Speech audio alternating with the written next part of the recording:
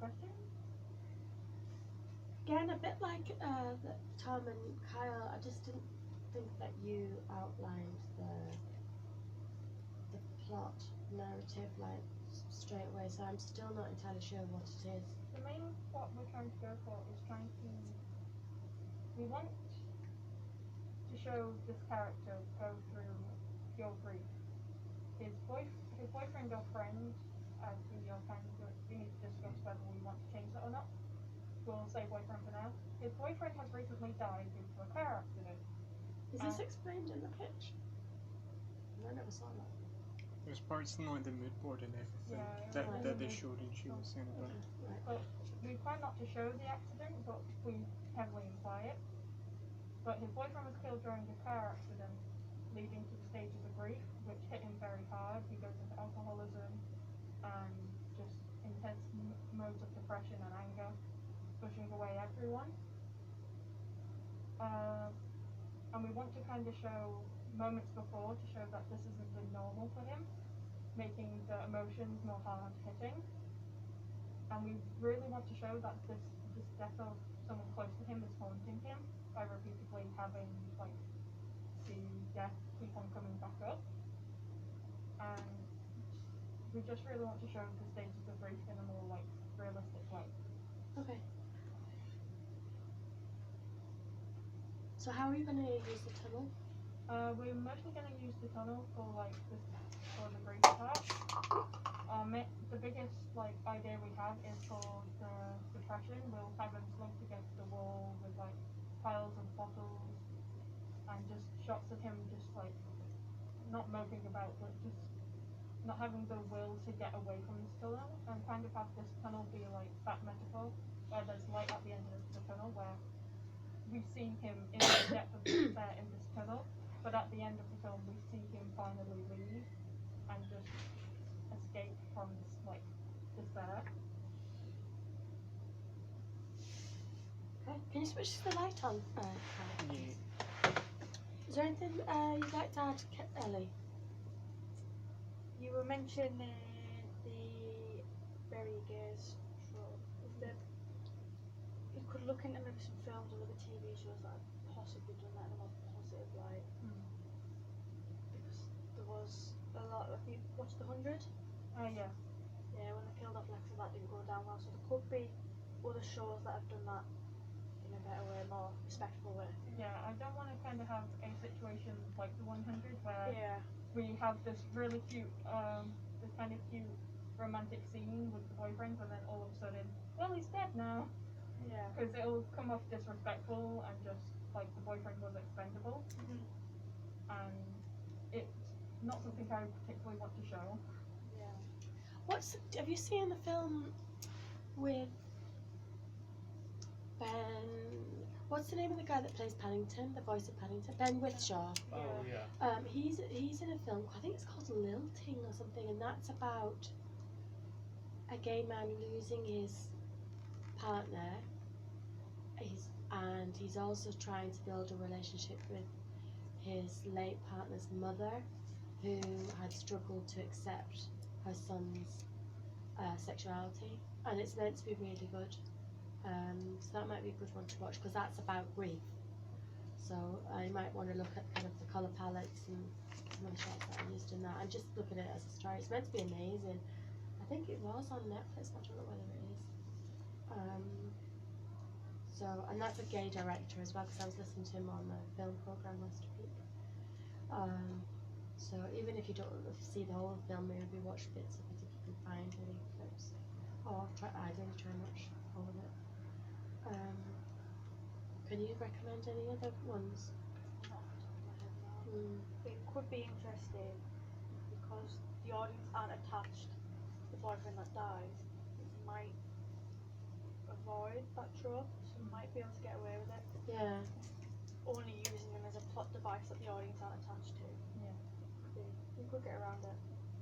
I think you could have some nice, because of the colours at the moment, the autumn colours, there is a lot of golden colours. The trees are turning and things.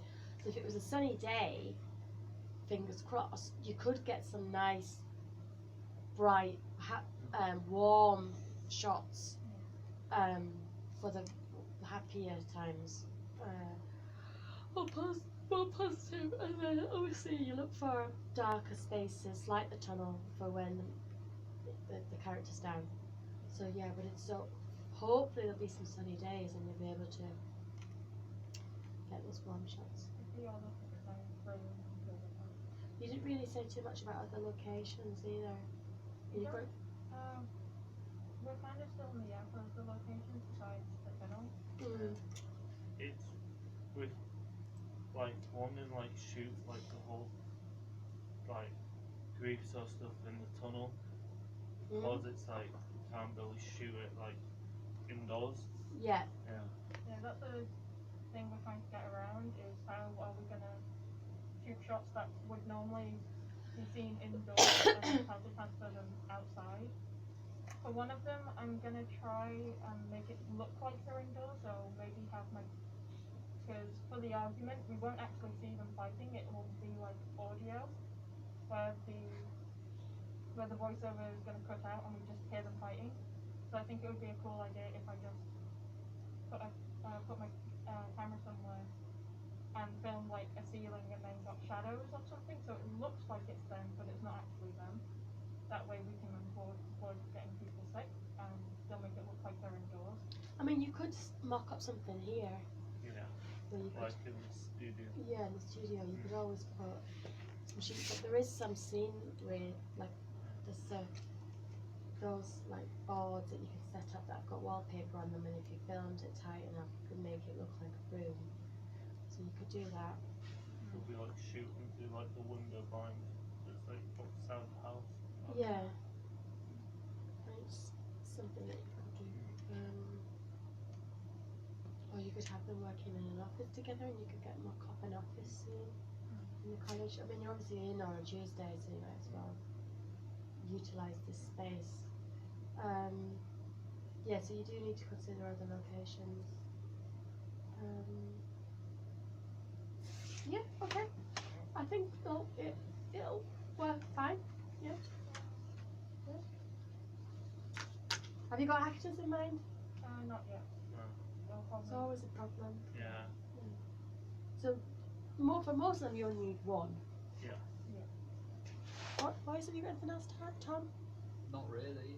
You seem like you have a decent idea of what your film is, but I mean, not that I can particularly talk, but like maybe be a bit more sort of confident in your speech, Yeah. in the presentation. Not that I am, but yeah, I could add to it. Kyle? When you were saying about kind of like this stereotype of like a gay character dying, I don't know if it would kind of necessarily be sort of an issue when this isn't like, because I definitely got vibes before you said, but of your like music video. So it's not even necessarily like a problem, kind of like, oh, it's kind of like a bad stereotype. You're kind of treating it as like, this is like a couple. This isn't like a gay couple. This is just two people together, and this is like something that's happened. I just don't want to add to something negative. Yeah. Might offend people because there's a website that's supposed to count how many dogs or something are in films, but they have a section where they count how many gay characters are in film and how many of them die, and it's almost ridiculous how many like people that is on the list. I think it's pretty high. I can't remember the exact number, but I don't. Even though this isn't a sort of film that would be on that list, I don't really want to consider myself that if this was, it would be on that list. I feel like for a lot of them though, because they're like, you see it in a lot of like big films, they're kind of like, oh yeah, this is the gay character, and they're this, and then they kind of kill them off. I think in terms of like the way that you're kind of taking it as like, you're not really being like, oh yeah, they're gay, look, they're there. It's just kind of like, it's a couple. It's nothing like special kind of thing. If you get, well, it's special, but I think that's changing. I think what Kyle's talking about is becoming more norm, but it's not there yet, but it will be. So yeah, did Johnny show you a short film called About a Girl last year? With a little girl walking along like a canal path and talking to the camera. I don't think so. because we weren't with Johnny. Oh. Anyway, that's a good one to watch for changes in the colour palette, because when the situation changes and the drama heightens, it's very, very subtle. The colours become more muted, and then at the end, when there's when things are slightly better, it's quite a dark film, but when things are better, it lights up again, and some of the camera angles are quite interesting as well. Like there's a scene where she's talking and she's talking about going to the pub with her dad, but she's actually outside and she's sitting on a bench, and she's sitting right at the end of the bench, and so there's a big bit of the bench, like there's a big space, and it kind of highlights her kind of loneliness and her kind of like fragility, like how fragile and vulnerable she is, by having that big expanse of the bench, the fact that and the way that it's shot makes that look more exaggerated. So you need to it should be online, that film about girls. It's quite a famous short film, very subject matter is quite dark, but we're thinking of something like that because, like I said, the colour palette changes when her mood changes. So yeah, alright. I can't see it's yeah. I think it's fine. I think you need to go back and clarify the story a lot more, because it was unclear to me. I didn't get it, but until you re-explained it. So make sure you have a clear storyline. Okay, alright.